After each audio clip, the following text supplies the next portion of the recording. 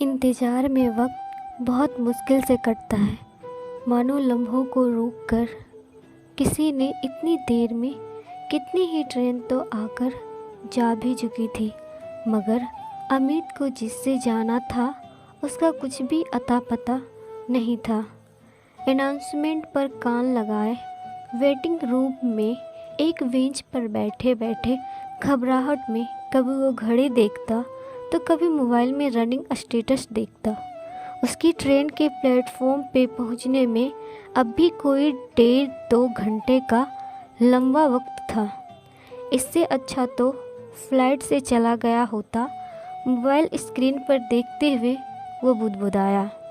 उसकी झलझलाहट बढ़ने लगी थी, क्योंकि वो उस शहर से जितनी जल्दी निकल जाना चाहता था, उसे उतनी ही देर हो रही थी।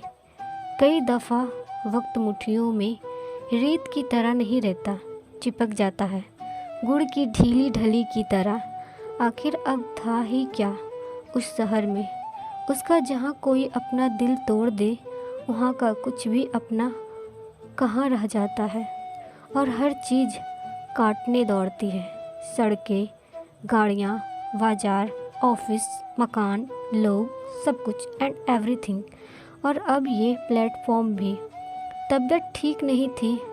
बॉस को ये बताकर एक लंबी छुट्टी का इरादा करके निकला था और चलते चलते रजिस्ट्रेशन लेटर में भी मेन स्टॉप में सेव कर लिया था। अगस्त की वो शाम बारिश की कुछ बौछारें लेकर आई, मगर वो अमित को अच्छी नहीं लगी। हालांकि बारिश उसे बेहद पसंद थी। कॉलेज के दिनों में अक्सर वो बाइक लेकर संगम तट की तरफ निकल जाता था और वहाँ एक किनारे बैठकर गंगा की लहरों पे बारिश की नन्ही नन्ही बूंदों की टपकने से निकलते संगीत में खो जाता था। बूंदों का नदी से मिलना और संगीत उनके कानों में वो संगीत जैसे अब भी बज रहा था कि तभी चाय वाला बिल्कुल पास आकर चाय गरम बोलता तो अमित ने उसे घूरते हुए एक नज़र देखा और फिर मोबाइल में आंखें गड़ा दी। भीतर मन झुलक रहा हो तो कोई भी चीज़ अच्छी नहीं लगती। भाई एक चाय देना, एक लड़की की आवाज़ थी। उसके ठीक पीछे वाली बेंच पर एक लड़की कब आकर बैठ गई थी उसे पता ही नहीं चला। अमित को लगा जैसे कुछ जानी पहचानी आवाज़ हो। कोई बहुत पुरानी सी चाय देकर चाय वाला प्लेटफॉर्म की ओर भागा। वहाँ कोई ट्रेन आ खड़ी थी। कौन हो सकती है वो लड़की? अमित अपने दिमाग पर जोर डालने लगा, लेकिन ट्रेन के इंतज़ार ने उसे इतना बोझिल बना दिया था कि वो कुछ सोच ही नहीं पा रहा। उसको उलझने सी होने लगी। उसका मन हुआ कि वो थोड़ी देर प्लेटफॉर्म पे घूम कर आए, मगर 2 बड़े बड़े बैग लेकर इधर उधर टहलना कुछ मुश्किल था, इसीलिए बैठा रहा। उसने आहिस्ते से पीछा देखा। बेंच पे बैठी वो लड़की ट्रेन इन फ्लू डिब्बे पर खड़े गौर से देख रही थी। शायद उसे भी अपने ट्रेन का इंतज़ार था। प्लेटफॉर्म पे आते आते वो कुछ भीग सी गई थी, जिसकी वजह से कंधे और पीठ पर फैले उसके गीले बालों की एक भीगी खुशबू नम हवा में बिखर रही थी। उसे कुछ देर सामान देखने के लिए कहा कि चला जाऊं। क्या सोचते हुए अमित उठा, लेकिन वापस बैठ गया। अमित ने महसूस किया कि बार बार एक लट उसके गाल पे टक आती थी, जिसे वो अपनी उंगलियों से कानों के पीछे ले जाकर जब संवारती थी तो उसके हाथों की चूड़ियाँ खनक उठती थी। अमित उसकी तरफ दोबारा घूमा ही था कि उसके आहट पर वो फिर से लटक आई लट को कानों के पीछे ले जाती हुई पलटी और तुम दोनों ने चौंक कर एक साथ कहा, किसी मोड़ पे पुराने दोस्त से अचानक मिलना कितना अच्छा लगता है ना। जैसे बरसों से अलमारी में बंद कोई बहुत पुराना एल्बम हाथ लग जाए। वो जिससे हमारी पुरानी शक्लें मुस्करा रही थी। अमित के सामने एक खूबसूरत तस्वीर उभर आई तो उसकी उलझन कमी गुम हो गई। वही आवाज़ और गज़ल के दो मिसरों की तरह, वही होठ जिन पर हर वक्त कोई धुन ठहरी थी, वही चेहरा और उस पे वही एक कत्थे आंखें जिसने अलहदा से ख्वाब रखा करते थे, वही परेशानी और उस पर वही हल्की शिकन जिसमें ना जाने कितने सवाल बसा करते थे। बीते 8-7 सालों में उम्र के तकाज़ों ने उसको ज़्यादा नहीं बदला था। हाँ, अगर कुछ बदला था तो ये कि उसके मांग में सिंदूर और गले में मंगलसूत्र आ गया था और उसकी कलाइयाँ चूड़ियों से भर गई थी। वो अमित की दोस्त काव्या थी। इलाहाबाद में एक ही कॉलेज के पास आउट थे दोनों।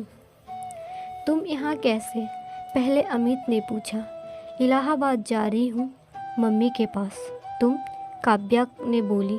मैं भी, अमित ने जवाब दिया। कुछ ही देर खैर खैरियत के बाद दोनों के मन पर कुछ सवाल आकर बैठ गए। अमित ने उससे एक सवाल पूछ लिया। शादी कब की? 1.5 साल हो गए। और तुमने शादी की? काव्या ने रुक रुक कर पूछा। नहीं, अभी नहीं। अमित ने बस इतना ही कहा और दूसरी तरफ देखने लगा, मानो वो इसके आगे की सवाल क्यों नहीं की से बचना चाहता था। बारिश कुछ तेज हो गई थी और दोनों के मन पर एक नमी सी जम गई। दोनों की ट्रेन एक ही थी जिसका अब भी कुछ अता पता नहीं था। कुछ धीमी आवाज़ में चाय वाले बोलते हुए चाय वाला वहाँ से गुजरा तो काव्या ने उसे रुकने के लिए कहा। तुम चाय कब से पीने लगी? तुम्हें तो कॉफ़ी पसंद थी ना? अमित ने पूछा। तुमको याद है? काव्या ने ऐसे पूछा जैसे अमित को सारी पुरानी बातें याद हो। हाँ, मुझे तो हर बात याद है। कॉफ़ी ख़त्म हो जाने पे कैंटीन वाले भाई को कैसे डांटती थी तुम। फिर मुझे तुम्हारे लिए बाहर से कॉफ़ी लानी पड़ती थी। कितनी ज़िद्दी थी ना तुम। अमित ने कहा तो वो मुस्कुराने लगी। चाय पीते हुए अब दोनों कुछ सहज होने लगे थे। तुम्हें याद है फ्रेंड के ग्रुप में वो डिल्पा जो तुम्हें काव्या नहीं डब्बा कहा करता था? तुम कितनी चिढ़ जाती थी ना? अमित ने छेड़ते हुए कहा। हाँ हाँ, याद है, काव्या ने कहा और उसकी आंखें अमित के चेहरे पे टिक गई, जैसे पूछना चाहती हो कि और क्या क्या याद है। तुम्हारा परेशान होना अच्छा नहीं लगा? मुझे तो एक दिन डिल्पा से कहा कि वो तुम्हें कविता कह रहे करे या मिस पोयम कहा करे और उस दिन कितनी खुश हो गई थी तुम। चाय की आखिरी सिप के साथ अमित ने कहा मिस पोयम, हौसले से दोहरा कर काव्या मुस्कुराने लगी। काव्या का मन स्टेशन से निकलकर उसके कॉलेज के दिनों में पहुंच गया।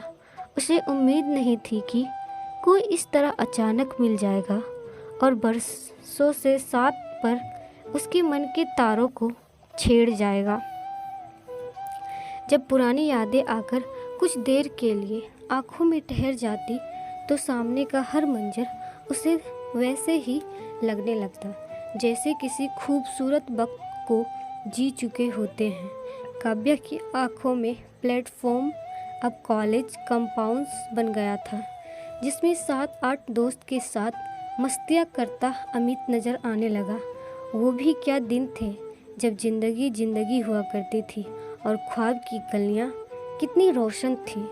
कितना प्यारा ग्रुप था ना हमारा।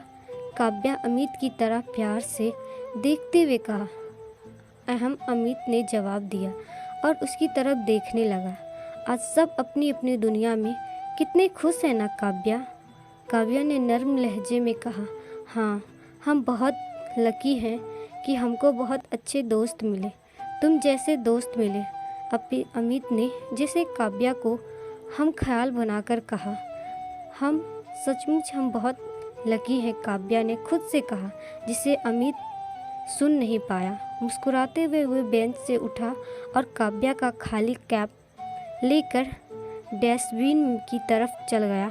काव्या की नज़रें उसके पीछे पीछे चली गई। एक पल को उसे ऐसा लगा जैसे अमित उसके लिए कॉफ़ी का पैकेट खरीदना चला गया हो। ये दोस्ती वाला प्यार भी ना कभी ख़त्म नहीं होता। उसको तो जैसे दोस्ती की उम्र लग जाती है और मौका मिलते ही वो उग जाता है। एक दूसरे की आंखों में काव्या को अमित की बातें याद आने लगी। कितनी मस्ती किया करती थी और कैसे कॉलेज में दोस्तों की हर छोटी बड़ी समस्या पे कितने प्यारे प्यारे मशवरे दिया करती थी। उसने अमित की तरफ एक नज़र भर कर देखा। अमित को भी महसूस हुआ कि काव्या पहले जैसी लग रही थी। उसकी बेसब्री कहीं खो गई थी और शायद शादी के बाद उसकी कुछ आदतें भी बदल चुकी थी। कितनी चुप थी वो। बारिश अब कुछ हल्की हो गई थी और प्लेटफॉर्म पर इक्का दुक्का लोग ही आ जा रहे थे। ट्रेन का इंतज़ार करते कुछ लोग घूम रहे थे, कुछ पुराने थे, कुछ परेशान थे, बार बार मोबाइल पे रनिंग स्टेटस देख रहे थे। तभी काव्या का मोबाइल बज उठा। बेंच से उठकर वो एक कोने में चली गई और कॉल रिसीव करके बात करने लगी। अमित ने देखा कि बात करते करते वो परेशान हो गई है और उसके चेहरे का रंग उड़ने लगा था।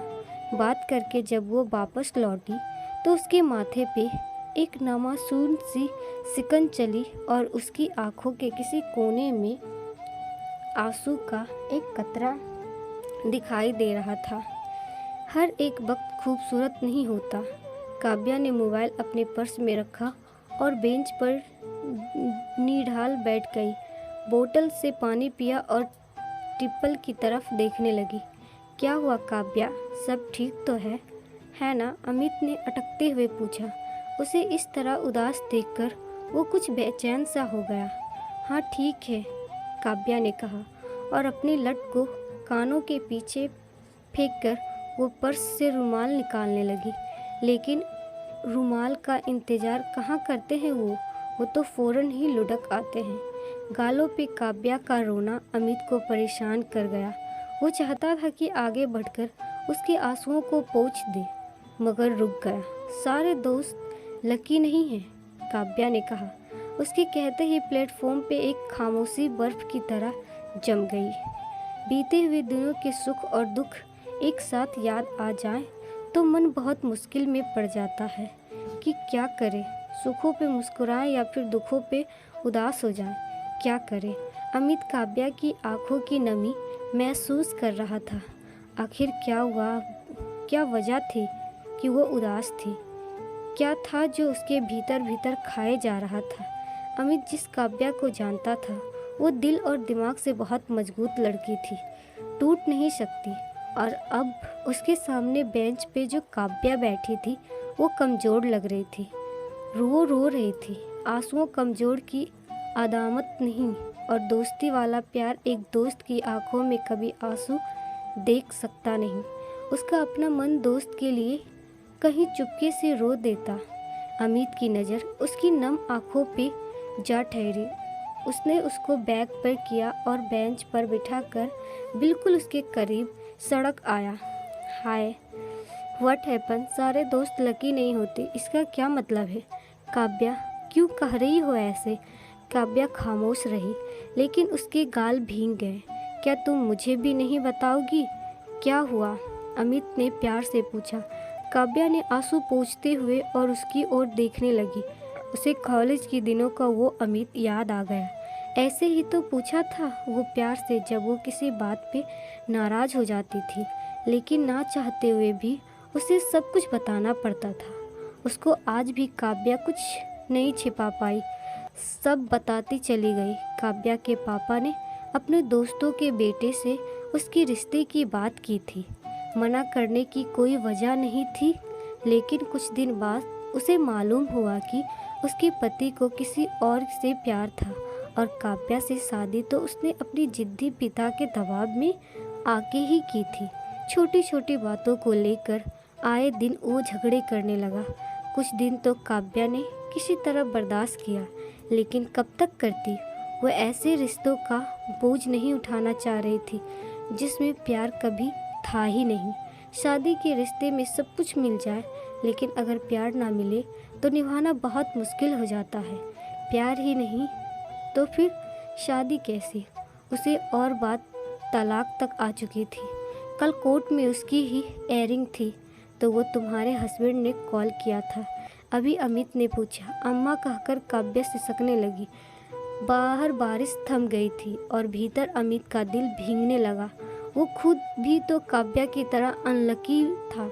वो भी अपना गम बांटना चाहता था, लेकिन उस वक्त काव्या को संभालना उसे ज़रूरी लगा, क्योंकि उसकी तकलीफ़ सबसे बड़ी थी।